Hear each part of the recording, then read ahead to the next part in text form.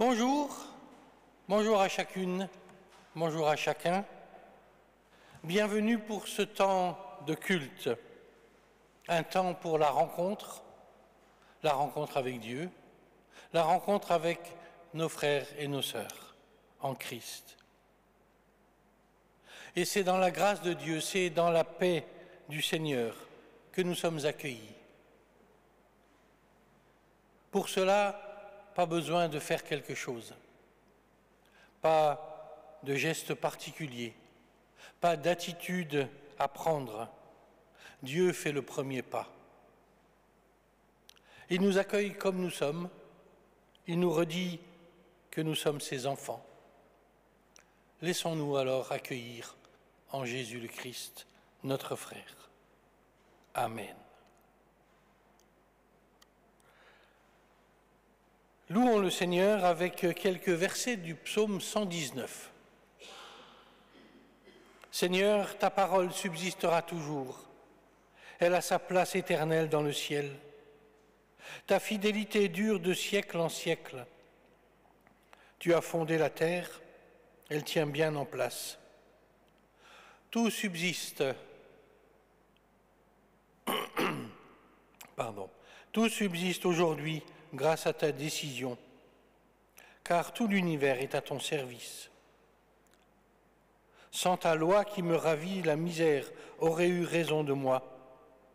Quand je savoure tes instructions, je leur trouve un goût plus doux que le miel. Mon discernement vient de tes exigences. C'est pourquoi je déteste toutes les pratiques mensongères. Ta parole est une lampe devant mes pas, une lumière qui éclaire ma route. Soutiens-moi pour que je vive, tu l'as promis, ne déçois pas mon espérance. Amen. Et je vous invite à célébrer le Seigneur, à le louer avec le chant du cantique 118, du psaume 118. Nous chanterons les 4 premières strophes de ce cantique et je vous invite à vous lever pour le chanter.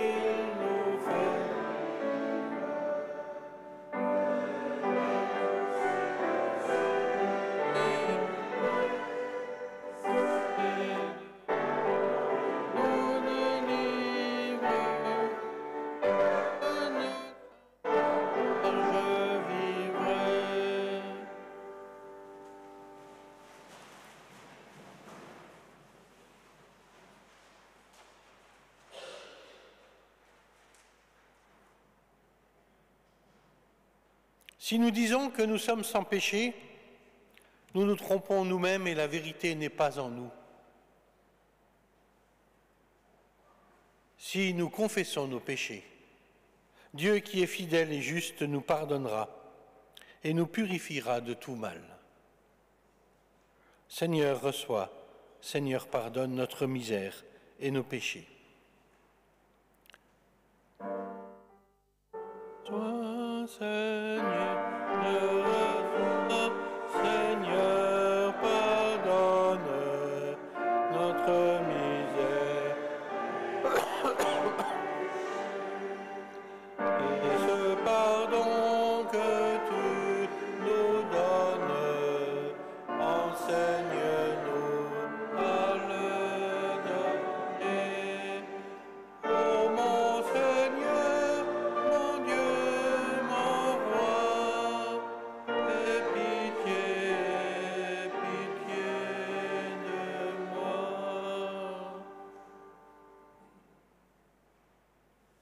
Dans la confiance que nous donne cette parole, nous pouvons confesser humblement nos fautes.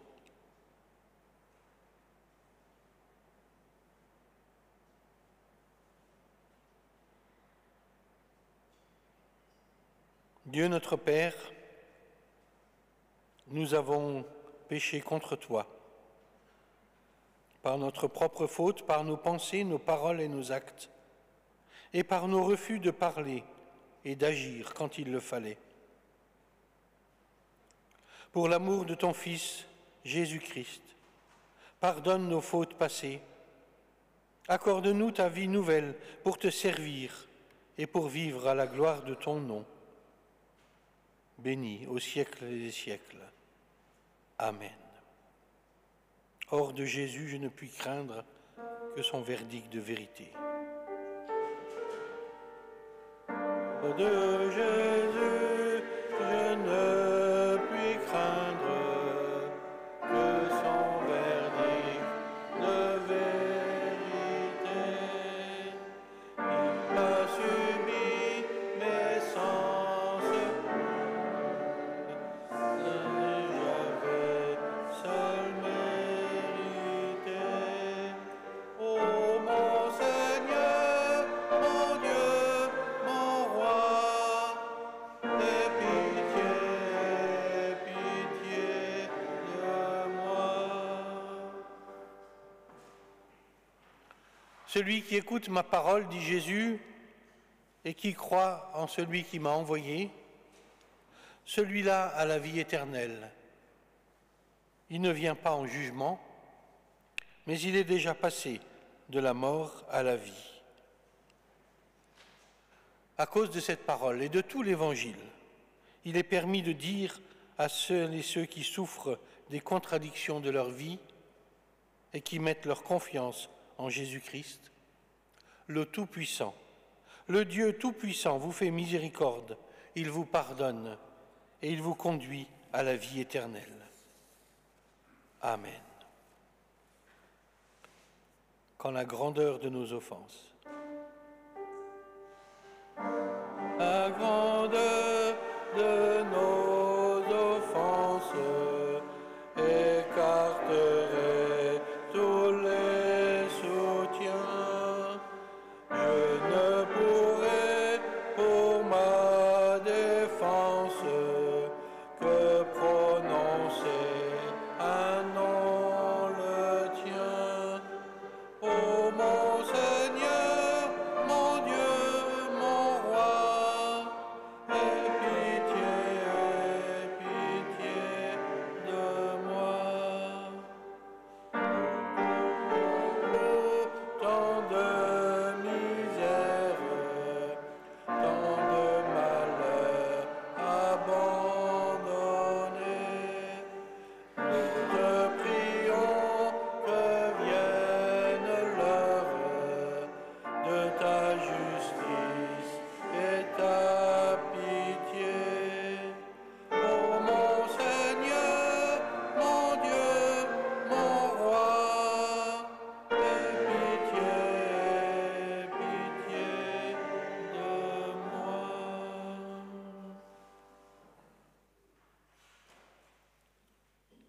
Tournons-nous vers le Seigneur pour lui demander d'ouvrir notre intelligence et notre cœur à l'écoute de sa parole.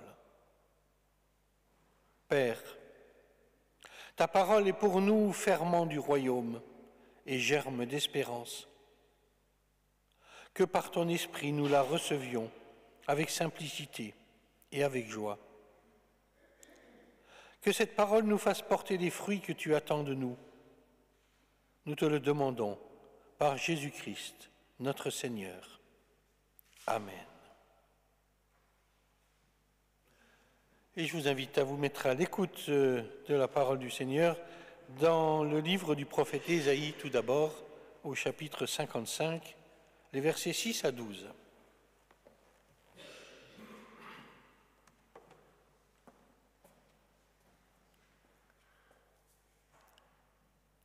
Recherchez le Seigneur, puisqu'il se laisse trouver. Appelez-le, puisqu'il est proche. Que le méchant abandonne son chemin et l'homme malfaisant ses pensées. Qu'il retourne vers le Seigneur, qui lui manifestera sa tendresse, vers notre Dieu, qui pardonne abondamment. C'est que vos pensées ne sont pas mes pensées, et mes chemins ne sont pas vos chemins, oracle du Seigneur. C'est que les cieux sont hauts par rapport à la terre, ainsi mes chemins sont hauts par rapport à vos chemins, et mes pensées par rapport à vos pensées. C'est que, comme descend la pluie ou la neige du haut des cieux, et comme elle ne retourne pas là-haut sans avoir saturé la terre, sans l'avoir fait enfanter et bourgeonner, sans avoir donné semence au semeur et nourriture à celui qui mange. Ainsi se comporte ma parole du moment qu'elle sort de ma bouche. Elle ne retourne pas vers moi sans résultat, sans avoir exécuté ce qui me plaît et fait aboutir ce pourquoi je l'avais envoyée. C'est en effet dans la jubilation que vous sortirez et dans la paix que vous serez entraînés. Sur votre passage, montagnes et collines exploseront en acclamations, et tous les arbres de la campagne battront des mains.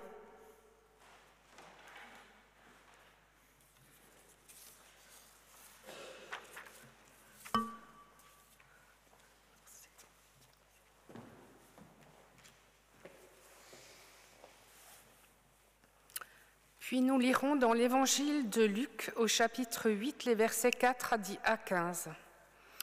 Une grande foule s'assembla, et des gens de diverses villes vinrent auprès de lui. Il dit cette parabole. Le semeur sortit pour semer sa semence. Comme il semait, une partie de la semence tomba le long du chemin. Elle fut foulée aux pieds, et les oiseaux du ciel la mangèrent. Une autre partie tomba sur le roc. Quand elle poussa, elle sécha, parce qu'elle n'avait pas d'humidité. Une autre partie tomba au milieu des épines. Les épines poussèrent avec elle et l'étouffèrent. Une autre partie tomba dans la bonne terre. Quand elle poussa, elle donna du fruit au centuple. En disant cela, il s'écria « Que celui qui a des oreilles pour entendre, entende. » Ses disciples lui demandèrent ce que signifiait cette parabole. Il répondit « Il vous a été donné de connaître les mystères du royaume de Dieu, mais pour les autres, cela leur est dit en parabole, afin qu'en voyant qu'ils ne voient point et qu'en entendant, ils ne comprennent point. » Voici ce que signifie cette parabole. La semence, c'est la parole de Dieu. Ceux qui sont le long du chemin, ce sont ceux qui entendent. Puis le diable vient et enlève de leur cœur la parole afin qu'ils ne croient pas et ne soient pas sauvés. Ceux qui sont sur le roc, ce sont ceux qui, lorsqu'ils entendent la parole, la reçoivent avec joie. Mais ils n'ont pas de racines. Ils croient pour un temps et au moment de l'épreuve, ils se retirent. Ce qui est tombé parmi les épines, ce sont ceux qui, après avoir entendu la parole, s'en vont, sont étouffés par les soucis, les richesses et les plaisirs de la vie, et ne donnent pas de fruits mûrs. Ce qui est dans la bonne terre, ce sont ceux qui entendent la parole avec un cœur bon et honnête, la retiennent et portent du fruit par la persévérance.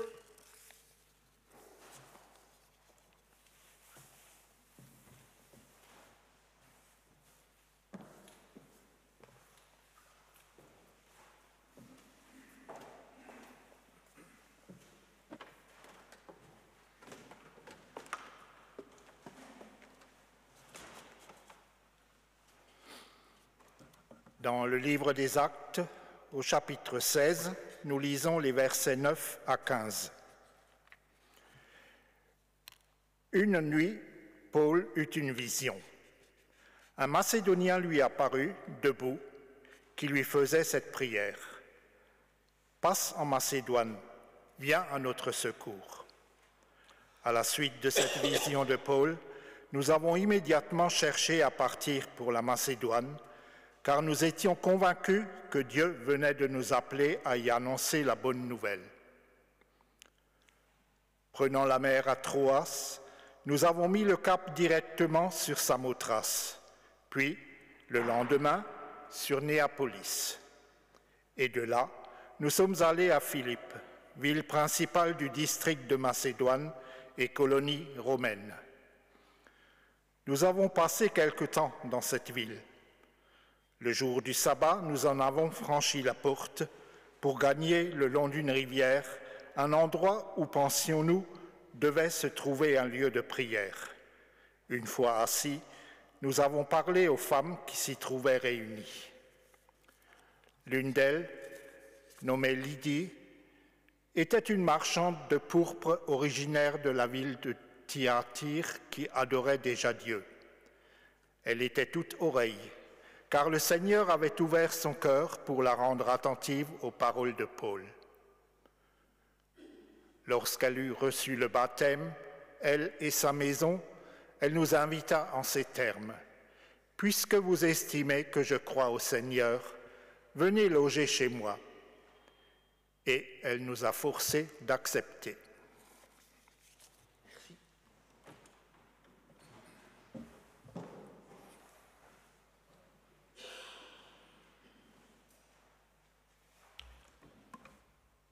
Je me rends compte, en écoutant ce texte et en le suivant, que j'aurais dû vous afficher une carte avec ces différentes villes. Mais on n'est pas toujours sûr de l'emplacement de tout ce qui est noté dans la Bible. Et lundi dernier, quand j'ai lu les passages proposés pour ce dimanche, je me suis vraiment demandé quel pouvait être le lien entre le texte de l'Évangile, qui a donné le titre à ce dimanche et les terrains, et celui proposé pour la prédication dans le livre des Actes des Apôtres. Et puis, le parallèle m'a paru assez simple. Les différentes orientations, les différentes intentions de Paul, eh bien, pouvaient bien être les terrains de l'Évangile. D'autant que l'auteur est le même entre les évangiles, celui de Luc en tout cas, et les Actes des Apôtres. Oui, c'est bien Luc qui écrit son évangile et les Actes qu'il considère un peu comme une suite. Les terrains sont donc les lieux, les villes, les régions où Paul et son petit groupe de disciples de Jésus, ils tentent de se rendre et en sont empêchés. Tout comme la parole est empêchée de grandir pour plusieurs raisons, jusqu'au moment où elle tombe dans la bonne terre. Paul et son groupe vont semer partout et à profusion. Ils vont semer l'Évangile en attendant de trouver une bonne terre, un cœur ouvert, comme celui de Lydie.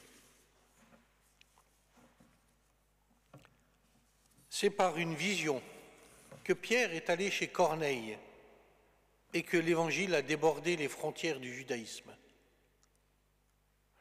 Événement rapporté par Luc dans le même livre des Actes, quelques chapitres auparavant, au chapitre 10. C'est par une vision que Paul et ses compagnons sont passés en Europe. L'appel du Macédonien, que dit-il ? Il dit « Seigneur, viens à notre secours ». Eh bien, cet appel fait écho à celui de la femme cananéenne, dans l'évangile de Luc également, qui a interpellé Jésus et qui lui dit « Seigneur, viens à mon secours ». Cette femme non juive, ce Macédonien non juif, c'est le cri des païens qui désirent, oui, qui désirent vivre la grâce, eux aussi. Cette vision marque un tournant essentiel dans le ministère de Paul. Et ce tournant, on le retrouve dans le texte lui-même. Le récit va passer du « eux » ou du « il » au pluriel à « nous ». Luc s'insère dans cette histoire. Et le livre des Actes va décrire désormais l'arrivée de l'Évangile en Europe. Le message de cette séquence est simple. C'est l'Esprit qui guide les missionnaires et les conduit en Europe.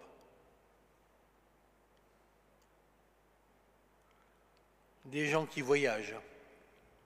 Christophe Colomb cherchait la route vers les Indes et ses ressources pour y développer le commerce et évangéliser ses terres. Pendant 10 ans et au moins ces 2 premiers voyages, il pensera avoir atteint le Japon ou la Chine par l'ouest. Il avait enfin découvert les Caraïbes et un continent inconnu. L'apôtre Paul cherchait les synagogues en Asie mineure pour y témoigner de la foi en Jésus-Christ. Il a rencontré l'Europe et le monde non juif.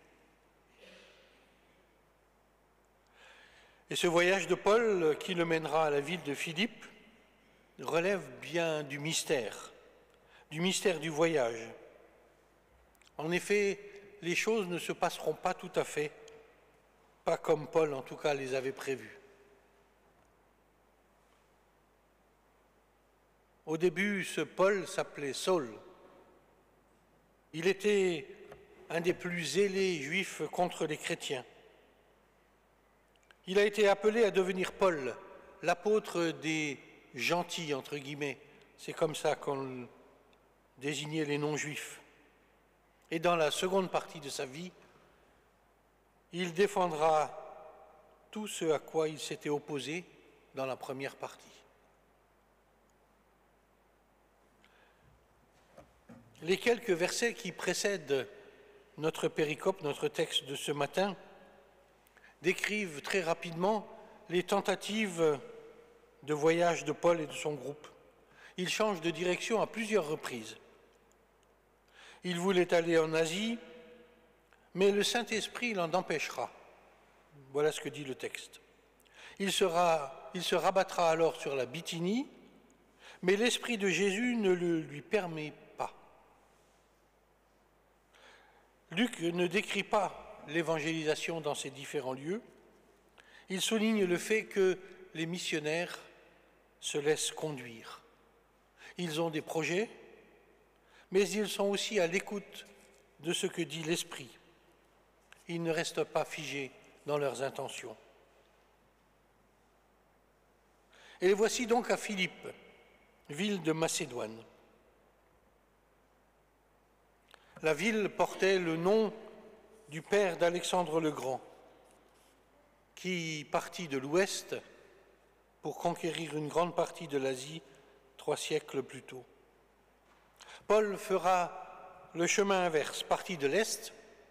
Il va ouvrir un champ de conquête des cœurs et des esprits qui s'étendra sur toute l'Europe de l'Ouest. Et le jour du sabbat, il se met en quête d'une synagogue. Il va ne trouver qu'un simple lieu de prière, un groupe de partage, tel que nous les vivons peut-être. Un simple lieu de prière parce qu'il n'y avait certainement pas 10 hommes requis pour constituer une communauté de la synagogue digne de ce nom. Il va rencontrer néanmoins un groupe de femmes. Et c'est l'une d'elles, elle s'appelle comment? Très bien, vous suivez. Lydie, d'origine non juive, mais une sympathisante de la cause juive, qui sera touchée. Et le texte précise qu'elle ne sera pas tant touchée par l'éloquence de Paul que par le témoignage intérieur du Saint-Esprit qui avait ouvert son cœur.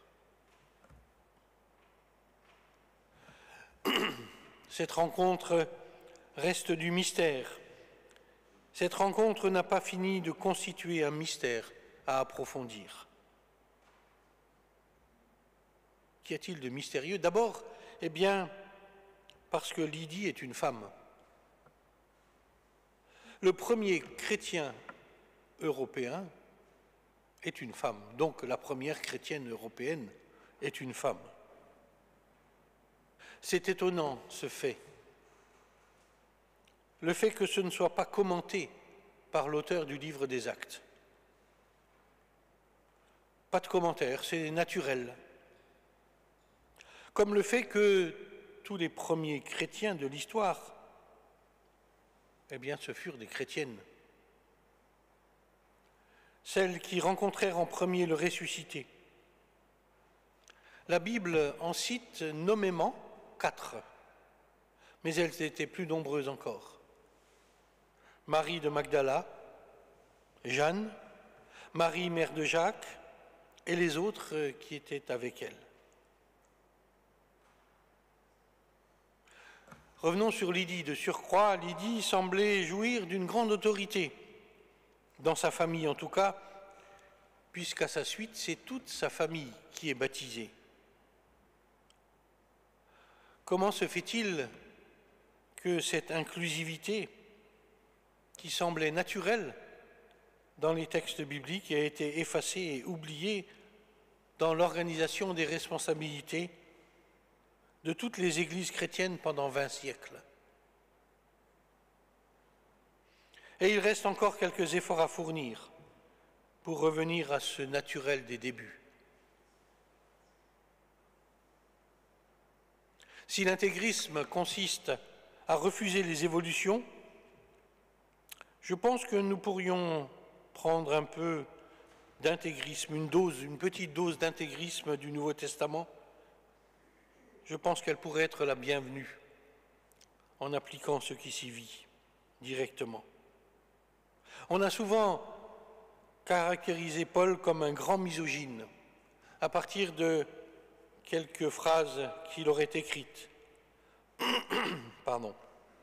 Mais on pourrait tout autant en faire un précurseur de l'égalité des sexes, en relevant l'absence de commentaires de sa part quant au fait que Lydie ait été une femme.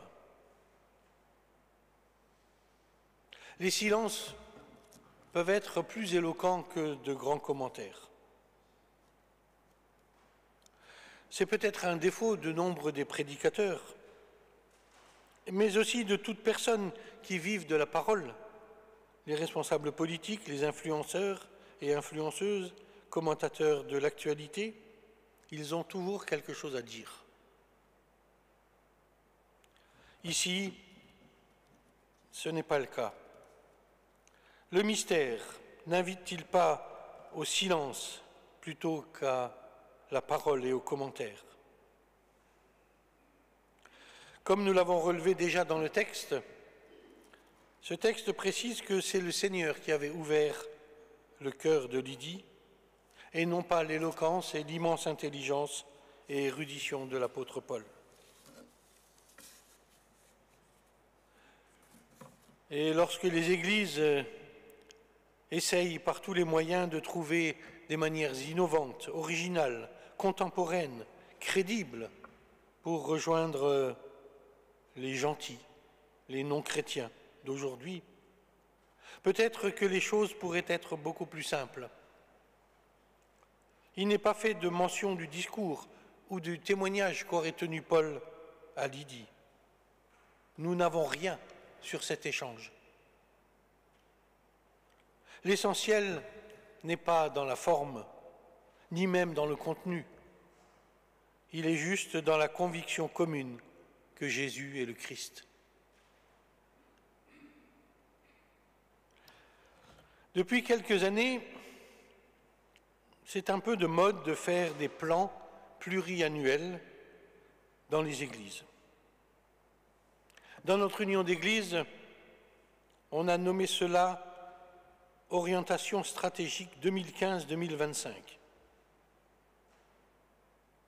Mais 2025, on y est. Donc, on a récemment publié CAPS, CAPS 2025-2035. J'espère en tout cas que dans ce plan à 10 ans, nous n'oublierons pas de laisser glisser une dose de grâce dans nos projets. Bien des épuisements, burn-out, pourraient être évités si nous apprenions à lever le pied, à nous laisser un peu porter par l'esprit, plus que par nos seules forces, nos seules intelligences. À moins nous laisser séduire par la culture du projet et du résultat que par la distraction créatrice. C'est un peu ce qu'a vécu Paul et ses compagnons en laissant l'esprit souffler. Mais de toute façon, le vent souffle où il veut et tu entends sa voix, mais tu ne sais ni d'où il vient, ni où il va. Ainsi en est-il de quiconque est né de l'Esprit. Amen.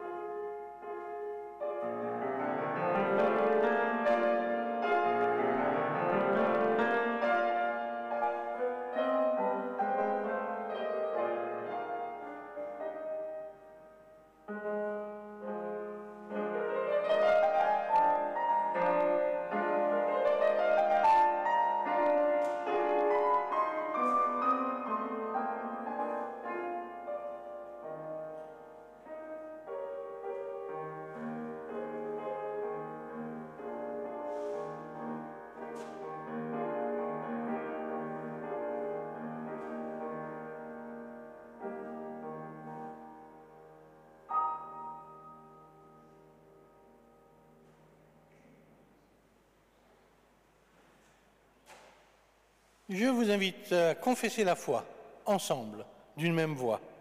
Je vous propose de vous lever pour dire avec moi le texte qui s'affiche. D'un même cœur et d'une même voix, nous disons « Nous croyons en Jésus-Christ, le Fils unique de Dieu, qui s'est fait homme pour que nous ayons pardon, joie et salut. Nous croyons qu'il est mort et ressuscité pour nous donner la victoire sur la mort et l'assurance de notre résurrection. Nous croyons qu'il viendra dans la puissance et la gloire comme il est venu dans la faiblesse et l'humilité. Par lui, nous croyons en Dieu notre Père, qui nous prend pour ses enfants et nous aime comme il aime Jésus-Christ. Nous croyons en l'Esprit Saint, qui agit en notre esprit et nous atteste que nous sommes enfants de Dieu, qui guide l'Église par sa parole et nous révèle la gloire de Jésus-Christ. Nous croyons l'Église universelle, visible et invisible, pécheresse et pardonnée. Nous croyons que nous sommes tous liés à Jésus-Christ. Nous croyons que le royaume de Dieu est notre commune espérance. Amen. Et je vous invite à chanter « Ô prends mon âme, prends-la Seigneur », le 44-14.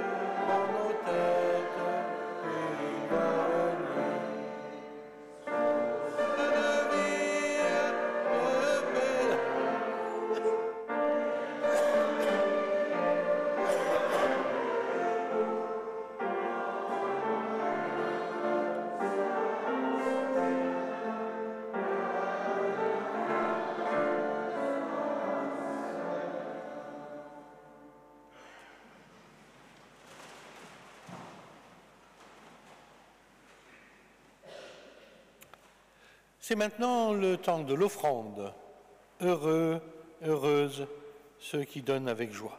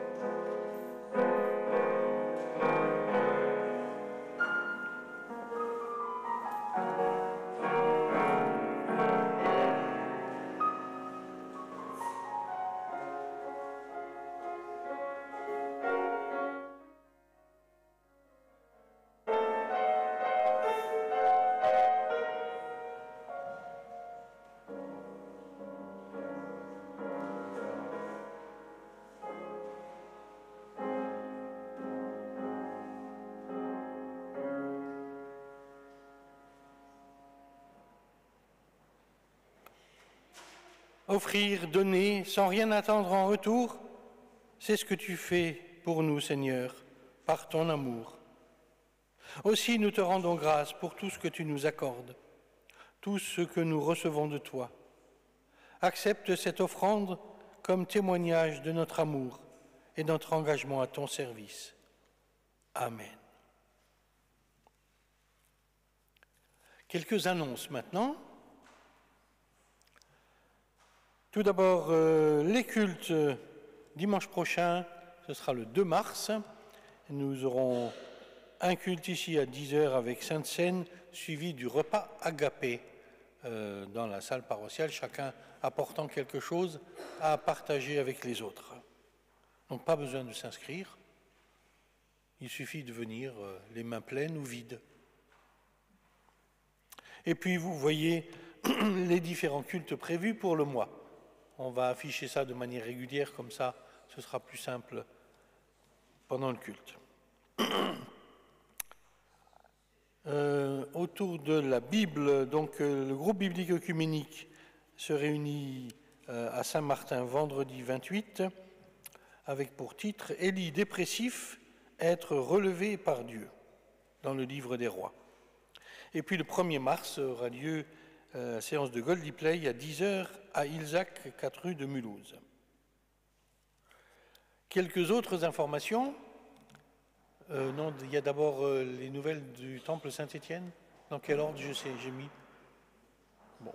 Quelques autres informations. L'Assemblée générale, pardon, ma grippe se remet tout doucement, c'est long. L'Assemblée générale de l'association Il était plusieurs fois, qui organise le Festival du Conte, aura lieu le 24 février, c'est-à-dire, je ne sais plus, lundi, oui, le 24 février à 18h30 à Terre-Nouvelle. Le groupe Ma foi, pourquoi pas se retrouve mercredi à 19h sur le thème Guerre et paix, ce sera à Saint-Martin. Et puis une rencontre très importante, le samedi 1er mars, l'après-midi, nous vous invitons à venir à la paroisse Saint-Marc, rue des Romains, pour réfléchir ensemble et dessiner ensemble l'avenir de la dynamique mulhousienne. Donc une rencontre importante à 14h, samedi 1er mars. Si vous avez des problèmes de transport, n'hésitez pas à contacter vos pasteurs, on organisera le transport des uns et des autres. Et je vais laisser la parole à Joachim.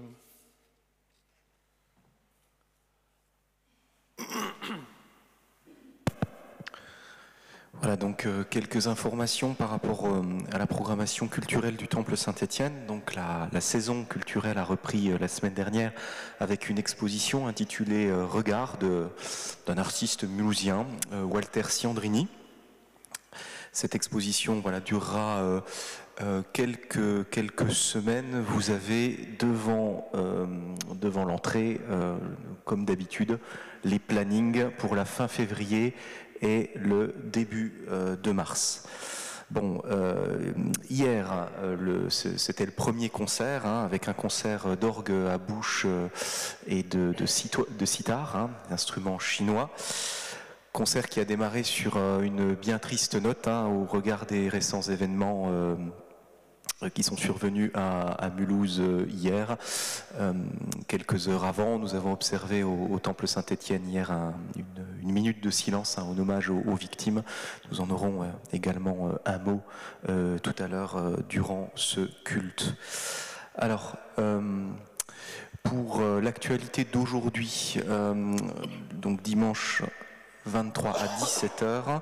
Irina revient en concert au Temple Saint-Étienne après une première venue l'année dernière, il y a quelques mois, décembre 24, durant les chants participatifs, accompagnée cette fois de 8 musiciens et d'une symphonie d'instruments, cordes, vent, percussions, pour un concert au carrefour des genres, de la poésie, de la French pop. Voilà, l'entrée est libre plateau et vous êtes bien sûr toutes et tous les bienvenus.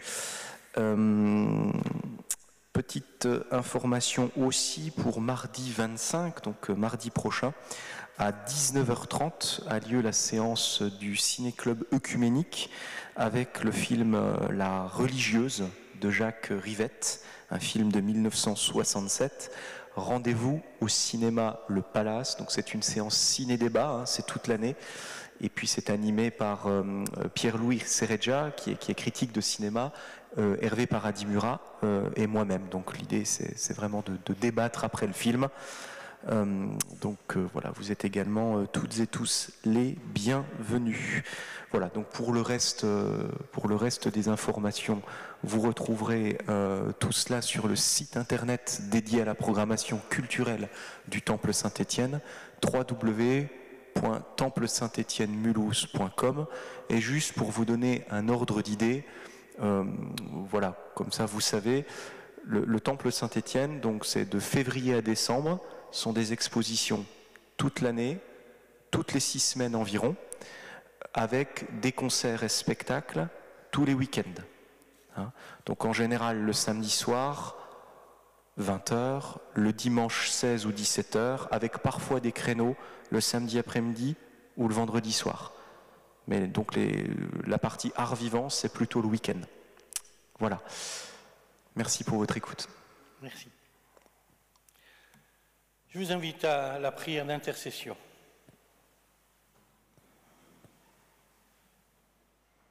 Seigneur, nous nous tournons vers toi et nous te prions pour que l'Église tout entière manifeste la vérité qui est en toi. Nous te prions pour ceux et celles qui sont usés par le travail et la fatigue, pour ceux que blessent les contraintes et les duretés de la vie, afin qu'ils rencontrent des sœurs et des frères capables de les aider. Pardon.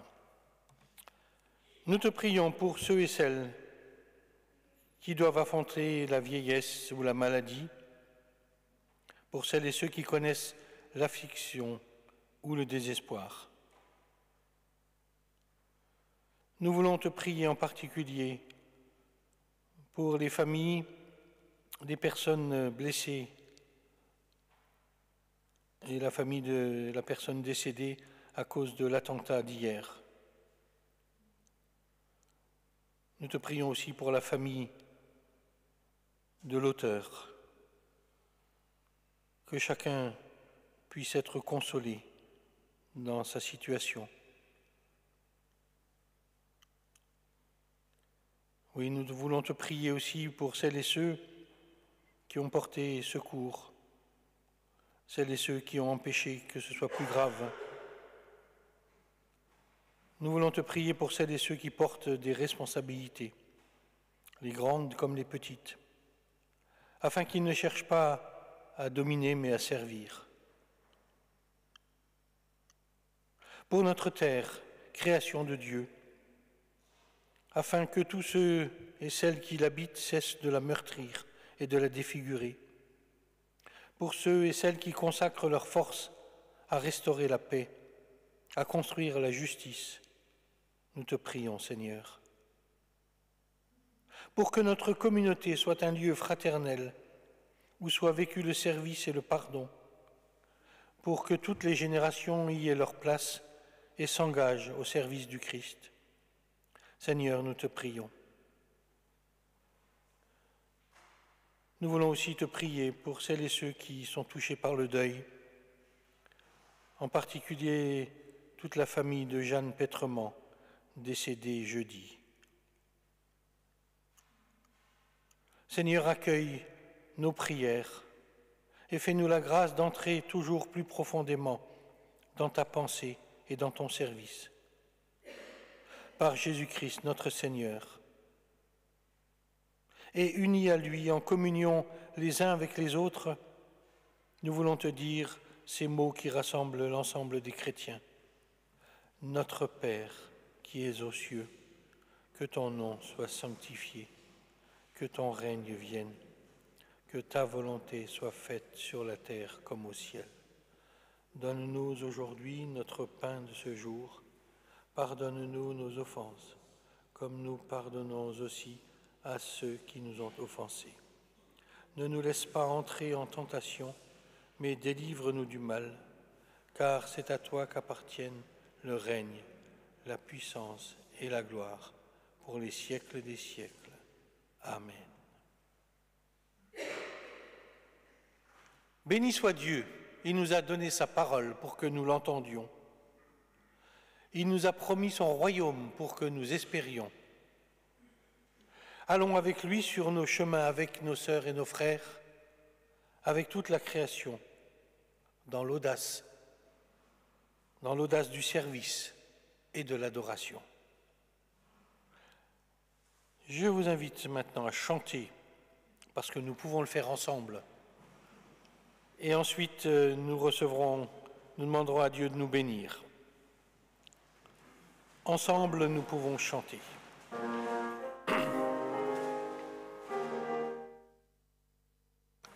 Ensemble, nous pouvons chanter. Ensemble, nous pouvons prier. Élever nos voix et adorer celui qui nous a réunis. Ensemble, donner. Ensemble, nous pouvons porter.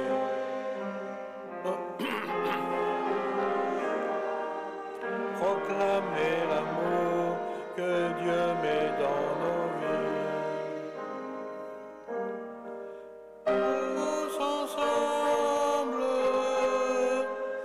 Tous ensemble, nous pouvons montrer son amour au monde entier.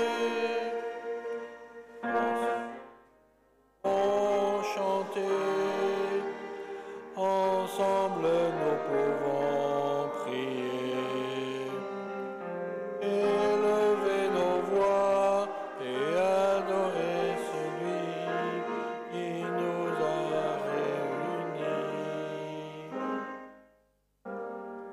Ensemble, nous pouvons chanter.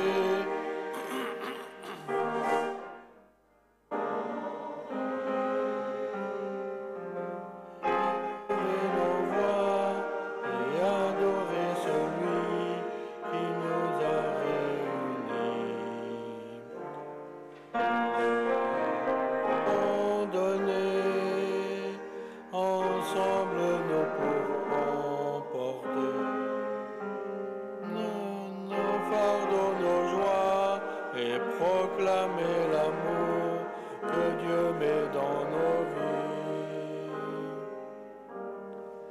Tous ensemble, nous pouvons montrer son amour au monde entier.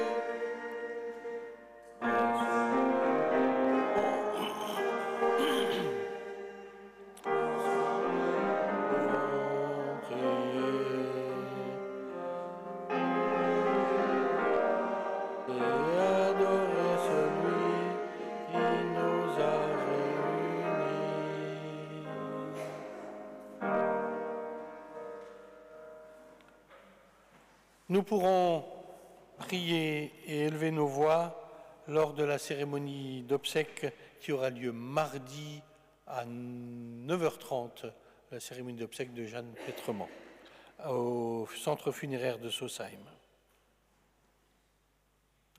Le Seigneur vous bénit et vous garde. Le Seigneur fait resplendir sur vous sa lumière et vous accorde sa grâce. Le Seigneur tourne sa face vers vous et vous donne la paix. Allons dans sa paix. Amen.